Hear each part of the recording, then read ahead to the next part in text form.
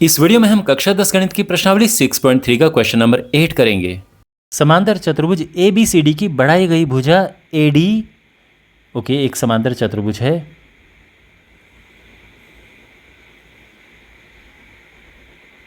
ABCD, तो जो AD है इसको आगे बढ़ाया गया है, तो AD को आगे ऐसे बढ़ाया गया है।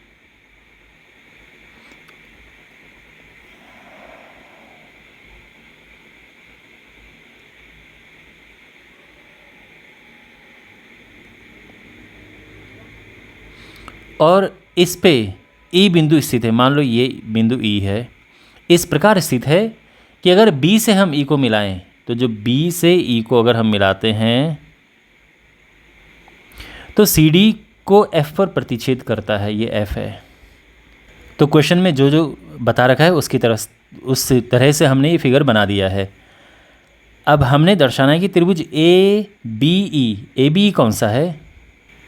ये है त्रिभुज ABE। ये समरूप है त्रिभुज CFB के। CFB कौन सा है? ये वाला। ठीक है, तो इन दोनों त्रिभुजों को हमने समरूप सिद्ध करना है। अब कैसे करेंगे? तो देखो, बहुत ही आसान है वैसे। अगर हम यहाँ पर देखें, ये कोण और ये कोण हैं बराबर। कैसे?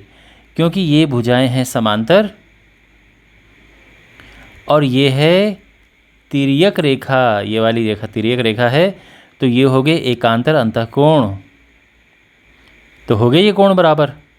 और इसके अलावा अगर हम बात करें इस कोण की, तो ये कोण बराबर है इस कोण के। क्यों? क्योंकि समांतर चतुर्भुज के सम्मुख कोण बराबर होते हैं, तो इस वजह से ये और ये हो गए बराबर। और दो कोण बराबर चाहिए हमें, दो और त्रिभुज हो गए समरूप सिद्ध। समझ गए आप? तो हम लिखेंगे त्रिभुज ABE, त्रिभुज CFB में, इसमें तो सबसे पहले ये कोण बराबर है इस कोण के, तो हम लिखेंगे कोण AEB बराबर है कोण CBF के। ये हैं एकांतर अंतःकोण।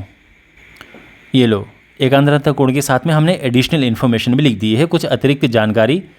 वही जो मैंने कहा कि ये दो समांतर हैं और ये है तिर्यक, तो इस वजह से ये दोनों कोण जो कि एकांतर अंतःकोण हैं ये हो जाएंगे बराबर, क्योंकि समांतर रेखाओं के एकांतर अंतःकोण बराबर होते हैं। तो इस वजह से ये कोण और ये कोण तो हो गए बराबर। अब हमने लिखना है कि ये कोण और ये कोण बराबर हैं, तो कोण EAB ये बराबर है कोण FCB, ठीक है ना? या फिर इसको लिखते हैं कोण BCF। ये दोनों कोण बराबर हैं। कौन कौन से? वही ये और ये। क्यों बराबर हैं? क्योंकि समांतर चतुर्भुज के आमने सामने के कोण यानी सम्मुख कोण बराबर होते हैं। ओके, तो बस फाइनली हम लिख देंगे इसीलिए त्रिभुज ABE यानी ये रेड वाला त्रिभुज ये समरूप है त्रिभुज CFB के यानी ग्रीन वाले त्रिभुज के। और किस नियम से? क्योंकि दो कोण हम बराबर सिद्ध कर चुके हैं, तो एंगल नियम से। ठीक, और ये सॉल्यूशन इसका कंप्लीट होता है। इस चैप्टर के सभी वीडियोस के लिए सामने प्लेलिस्ट पे क्लिक करें, चैनल को सब्सक्राइब करें और अपने दोस्तों के साथ ये वीडियो शेयर करें।